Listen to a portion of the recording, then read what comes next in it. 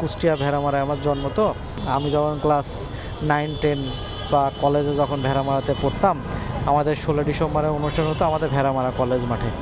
বিশাল একটা প্রোগ্রাম হতো, 12টা 12:30 পর্যন্ত, সকাল 7টা থেকে শুরু হতো এই প্রোগ্রামটা। এই প্রোগ্রামে যেটা হতো, আমরা বিভিন্ন রকম নাটক নাটিকা এগুলো আমরা উপস্থাপন করতাম মাঠের মাঝখানে। আর আমার মতো দেখা যেত যে অনেকেই অভিনয় করতো। বৈশাখী মেলার মতো একটা প্রাঙ্গণ হতো আমাদের ভেড়ামারা মাঠে।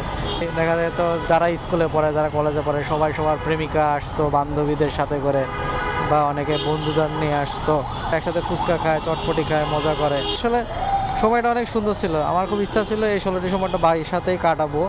তো আজকে আমার বাসাতে যাওয়ারও কথা ছিল, কিন্তু আমি হাতে একটু ব্যথা পাইছি, হাতে ইনজুর, যে কারণে আমি তো বাইক নিয়ে বেশিরভাগ টাইম বাসাতে যাই না। ঢাকা থেকে কুষ্টিয়া যেতে প্রায় 260 কিলোমিটার রাস্তা। আমার হাত মুচকে গেছে। এই হাত নিয়ে তো এত দূর বাইক রাইড করা খুব কঠিন হয়ে যাবে, এই কারণে আমি আর বাসায় যাই নাই। ছোটোবেলায় খুব মনে হতো যে জীবনে যত দূরই থাকি না কেন, এই 16 ডিসেম্বরের অনুষ্ঠানটা কখনো মিস করবো না।